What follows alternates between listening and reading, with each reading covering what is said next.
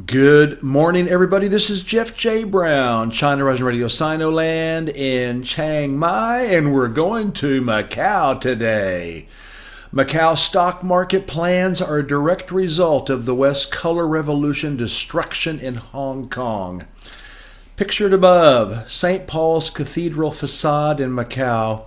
It is the territory's iconic cultural attraction, seen by many of the 36 million tourists who visit each year.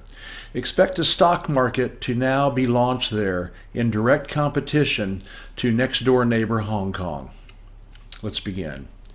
Chinese President Xi Jinping is going to Macau this week to join the 20th anniversary celebrations for the territory's return to the motherland after 450 years of Portuguese control. He's staying 3 days, which is unprecedented and a statement in itself. Hong Kong's history is much different than that of colonial Hong Kong, and you can feel the striking differences by visiting both. Mrs. Gracia Pacheco Jorge did a great job of explaining this in her written interview on China Rising Radio Sinoland. It is well worth reading. She explains why Macau's reintegration into mainland China has been seamlessly successful. During Xi's visit, it is expected that the development of a Macau stock market will be officially approved. They even sold a Macau bond this week worth $930 million to make another statement. While not big by world standards, the message is clear.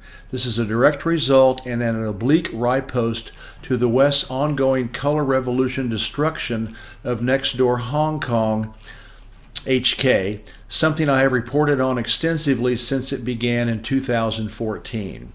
This article/podcast gives a nice 10-point recap of the horrific events taking place there.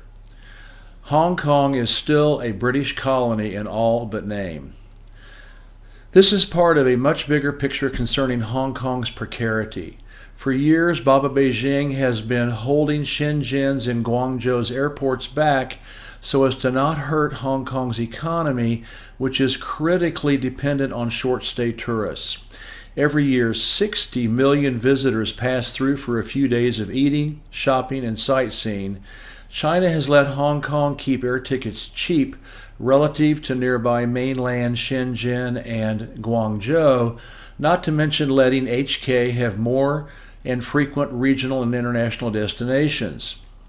Ticket prices and destinations are currently so competitive in Hong Kong that huge numbers of people in Shenzhen and Guangzhou take the high-speed train and ferry there to fly and to then fly around the world. My wife and I did it all the time when we lived in Shenzhen for 3 years. Like all these millions of transiting mainlanders, we would often stay 1 to 2 days coming and or going, spending our money in the local economy. If Baba Beijing gives the go-ahead to China's airlines to compete with Hong Kong out of Shenzhen and Guangzhou, it would cripple Hong Kong's economy. This hasn't happened yet, but clearly China giving Macau the green light to open a NASDAQ-style stock market is a harbinger to Western color revolution destroyed Hong Kong, since the latter has historical bragging rights as Asia's, quote, Wall Street, end of quote. Baba Beijing has been keeping Macau's stock market dreams on the back burner for 20 years. The fact that it is being given the go-ahead now is no coincidence. Please make a contribution above and below. There's my email to contribute by PayPal, or you can use Fundraiser. Again, these posts take many hours, even though they look easy. It takes many hours. Usually, this one maybe 8 hours because it's not so long, but usually they're 10 to 12 hours, and to help keep the voice of China Rising sailing on. Please make a contribution. Thank you.